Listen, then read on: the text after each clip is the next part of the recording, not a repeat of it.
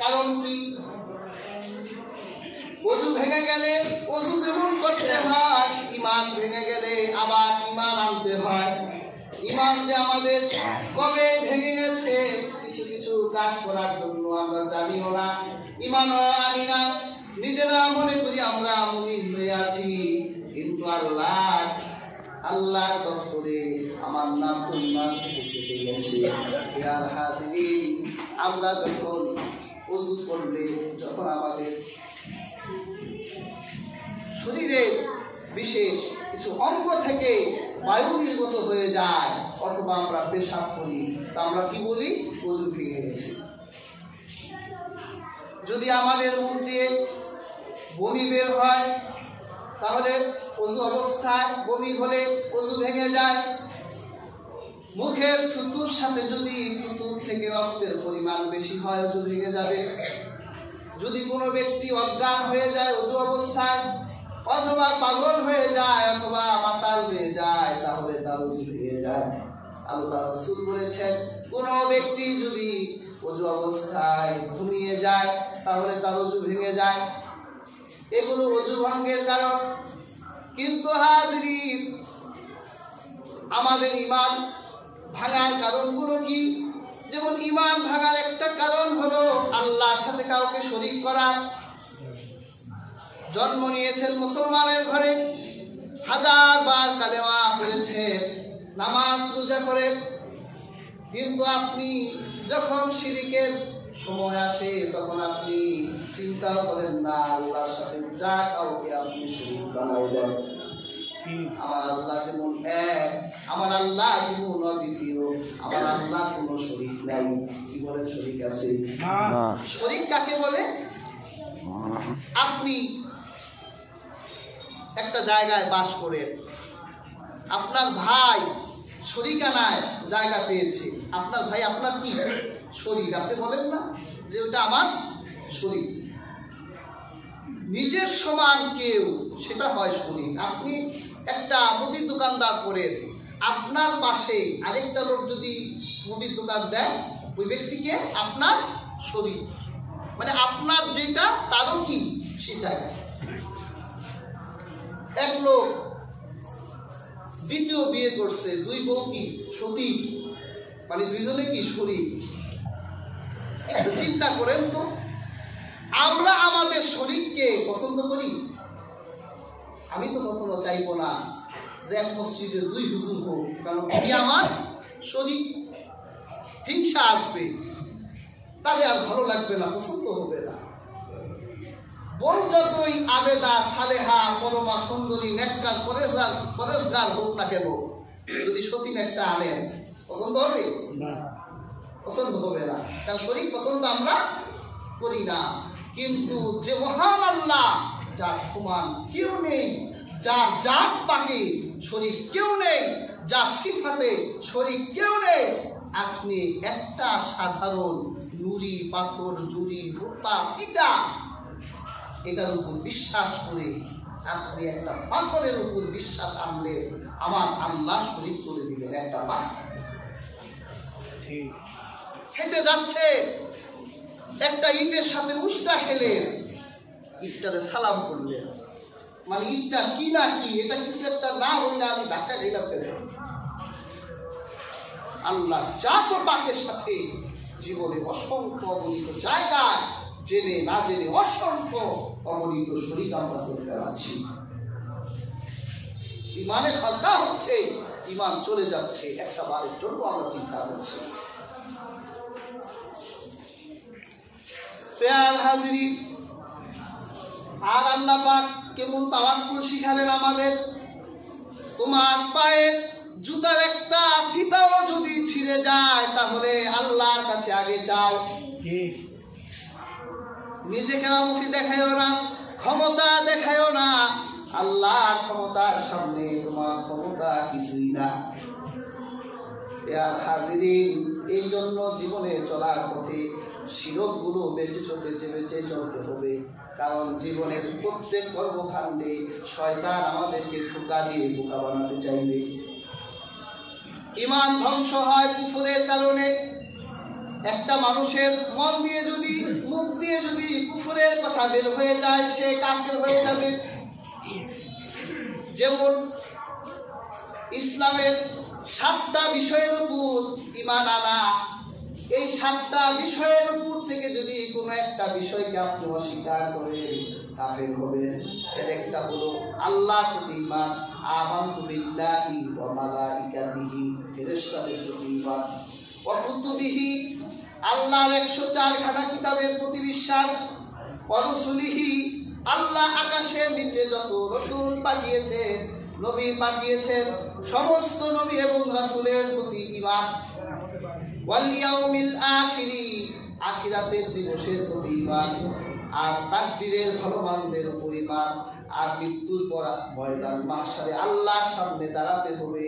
এই 7টা বিষয় কোনো ব্যক্তি যদি এই 7টা বিষয়ের কোনো একটা বিষয়ের প্রতি অস্বীকার জানায় তাহলে ওই ব্যক্তির ঈমান সাথে সাথে ধ্বংস হয়ে যাবে, আর ওই ব্যক্তির সাথে সাথে কাফের হয়ে যাবে। আপনি জানেন মুসলমান আকীদা নামধারী মুসলিম, কিন্তু সে বিশ্বাস করে পুনর্জন্মে। আমাকে বলে যে হুজুর আমরা তো ভালো মন্দ করার মধ্য দিয়ে পৃথিবীতে আবার আসবো।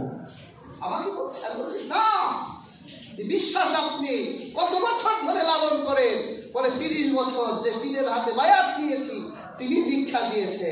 আমি বলেছি আপনার পীরও কাফের, আপনিও কাফের।